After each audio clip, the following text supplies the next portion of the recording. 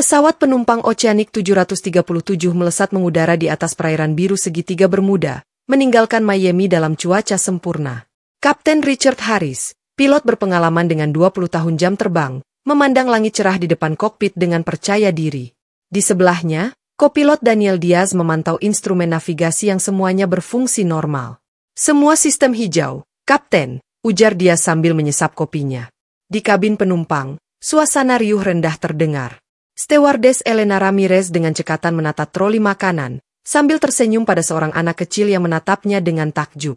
Di kursi 14B, Adrian Mercer, seorang fotografer lepas berusia 32 tahun, memandang keluar jendela, kamera profesionalnya tergantung di leher. Perjalanan ini adalah asesmen terakhirnya sebelum cuti panjang, sebuah liputan tentang kehidupan di Kepulauan Bahama. Pesawat kami diperkirakan akan tiba di Nassau dalam 45 menit. Terdengar suara pilot melalui interkom. Adrian menghela napas lega. Dia sudah cukup lelah dengan jadwalnya yang padat. Matanya tertarik pada kilauan ombak di bawah, yang tiba-tiba terlihat lebih gelap dari seharusnya. Seperti ada bayangan besar bergerak di kedalaman. Keganjilan pertama. Tanpa peringatan, layar radar di kokpit mulai berkedip. Diaz mengerutkan kening. Kapten, ada gangguan di sistem GPS. Harris mencoba mengalihkan ke navigasi manual, tetapi kompas berputar liar. Aneh, gumamnya. Cuaca jelas, tidak ada laporan badai. Di kabin, lampu penerangan redup sepersekian detik. Beberapa penumpang mengangkat kepala, tapi segera kembali ke aktivitas mereka. Adrian, yang peka terhadap perubahan kecil, merasakan getaran aneh di kursinya, seperti energi statis mengisi udara. Tiba-tiba, mesin pesawat meraung tak wajar. Apa yang? Harris tak sempat menyelesaikan kalimatnya. Semua layar di kokpit mati total, termasuk radio. Suara Elena yang panik terdengar dari kabin. Ada asap di bagian belakang. Penumpang mulai berteriak ketika pesawat oleng tajam ke kanan. Tas jatuh dari kompartemen overhead, dan minuman tumpah. Adrian mencengkeram lengannya, jantung berdebar kencang. Di luar jendela, langit yang tadinya biru berubah hitam pekat, tanpa bintang, tanpa awan, seperti lubang kosong. Mayday! Mayday! Harris berteriak ke radio, tapi hanya suara desis yang membalas. Fenomena yang tak terjelaskan. Diaz menatap horor ke depan. Kapten lautnya. Air di bawah mereka kini bergerak membentuk pusaran raksasa, meski tidak ada angin. Cahaya kehijauan memancar dari dalamnya, seperti sesuatu yang hidup. Adrian mengangkat kamera secara refleks dan memotret. Tetapi layar kamera hanya menampakkan gambar buram penuh neis. Lalu, suara gemuruh menggelegar, seperti petir tapi lebih dalam, lebih purba. Cahaya biru menyilaukan menerobos kabin, membuat semua orang menjerit. Adrian merasakan tarikan kuat, seolah tubuhnya direnggut oleh tangan tak terlihat.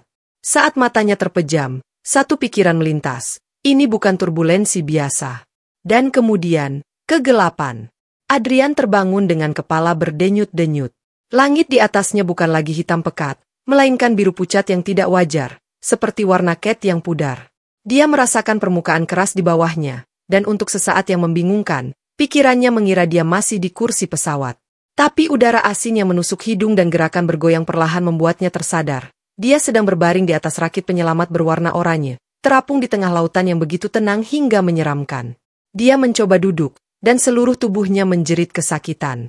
Rakit itu kosong. Hanya ada sebuah kotak P3K berkarat dan pelampung yang sudah kempes. Tidak ada tanda-tanda pesawat, tidak ada puing, tidak ada orang lain. Yang ada hanyalah air biru kehijauan yang membentang hingga ke cakrawala, begitu halus sehingga menyerupai kaca. Tidak ada ombak, tidak ada angin. Bahkan burung laut pun tidak terlihat. Ini tidak mungkin. Adrian menggosok matanya. Dia ingat cahaya biru itu, jeritan penumpang, dan perasaan seperti dicabik dari dunia nyata. Jam tangannya masih berdetak, tapi tanggalnya menunjukkan hari yang sama, seolah hanya beberapa menit yang berlalu sejak pesawat mulai jatuh. Ketika Adrian berteriak meminta tolong, suaranya seakan ditelan oleh suatu penghalang tak terlihat. Bahkan gema pun tidak ada. Lalu, dari kejauhan, dia mendengar sesuatu, suara gemericik air, tapi tidak berasal dari arah manapun, seolah datang dari bawah rakitnya. Dia membungkuk, dan melihat bayangannya sendiri di air. Tapi sesuatu tidak normal. Bayangan itu tersenyum padanya, dengan mulut yang terlalu lebar untuk menjadi miliknya. Adrian menjauh begitu cepat hingga hampir membuat rakit terguling. Saat dia memandang lagi, bayangan itu sudah normal. Tapi sekarang, di kejauhan, ada kabut tebal yang bergerak mendekat, padahal tidak ada angin yang bisa membawanya. Tiba-tiba, suara mesin pesawat menggelegar di atas. Adrian mengangkat kepala dan hampir tidak percaya. Oceanic 737 melintas rendah di atasnya. Lampu navigasinya berkedip dalam pola aneh. Dia berteriak dan melambai, tapi pesawat itu terus bergerak lurus, lalu menghilang begitu saja, seperti ditelan udara. Tidak, itu tidak mungkin. Jantung Adrian berdebar kencang. Dia memandang ke sekeliling lagi, dan kali ini, melihat sesuatu yang membuat darahnya membeku. Di antara kabut, sebuah kapal kargo tua yang lapuk muncul perlahan, haluannya menghadap ke arahnya. Di lambungnya, tulisan pudar, SS Orion, nama yang dia ingat dari artikel tentang kapal yang hilang di Bermuda tahun 1982. Kabut sekarang hanya berjarak beberapa meter. Udara menjadi dingin secara tiba-tiba. Adrian mendengar suara lain, bisikan-bisikan dalam bahasa yang tidak dikenalnya, tapi entah bagaimana dia mengerti artinya. Ikutlah, kami akan menunjukkan kebenaran. Di air, bayangannya kembali berubah, kali ini menunjukkan wajah para penumpang pesawat, wajah-wajah yang terdistorsi, seperti mereka berteriak dalam diam. Adrian meraih dayung darurat di rakit dan mulai mendayung sekuat tenaga menjauhi kapal itu. Tapi setiap kali dia mendayung, kabut justru semakin mendekat. Lalu, di tengah keputusasaan, dia melihat sesuatu yang lebih mengerikan. Tangan-tangan pucat muncul dari air, mencengkeram sisi rakit. Dan suara bisikan itu kembali. Kau tidak bisa lari dari tempat di mana waktu tidak ada. 3 hari setelah menghilangnya pesawat Oceanic 737, kapal patroli Bahama BCS Mariner menemukan seorang pria setengah sadar yang terapung di rakit darurat. Tubuhnya penuh luka bakar kimiawi aneh berbentuk spiral, dan matanya terus berkedip cepat seperti mencoba memproses sesuatu yang tak terlihat. Namaku Adrian Mercer. Aku satu-satunya yang selamat dari pesawat Oceanic 737, katanya dengan suara parau kepada Kapten Luis Moya, pemimpin tim penyelamat.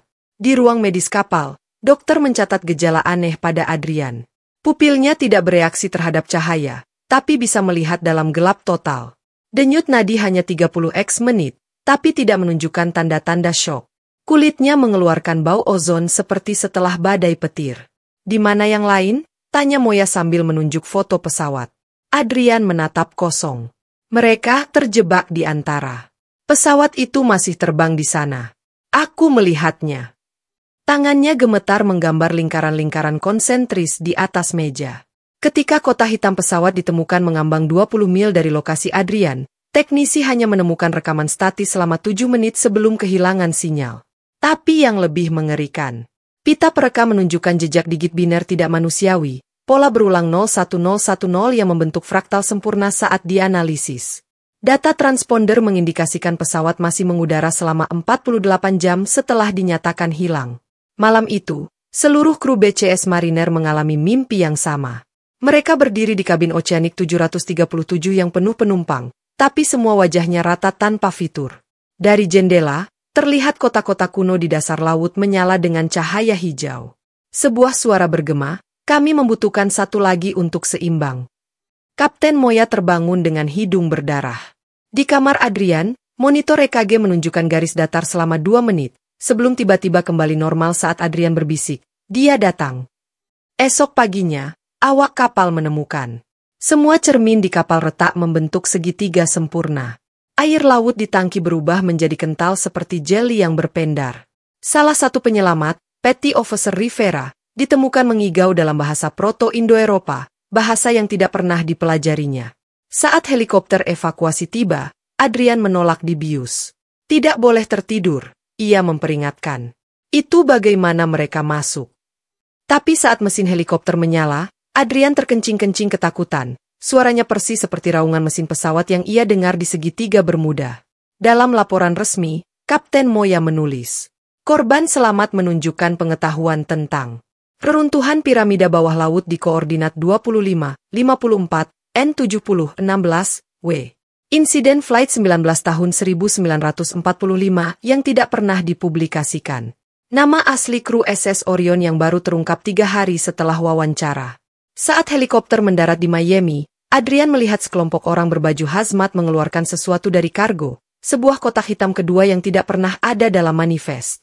Kotak itu bergetar sendiri, mengeluarkan suara seperti detak jantung. Rumah sakit Memorial Miami memberlakukan karantina level 4 untuk Adrian Mercer.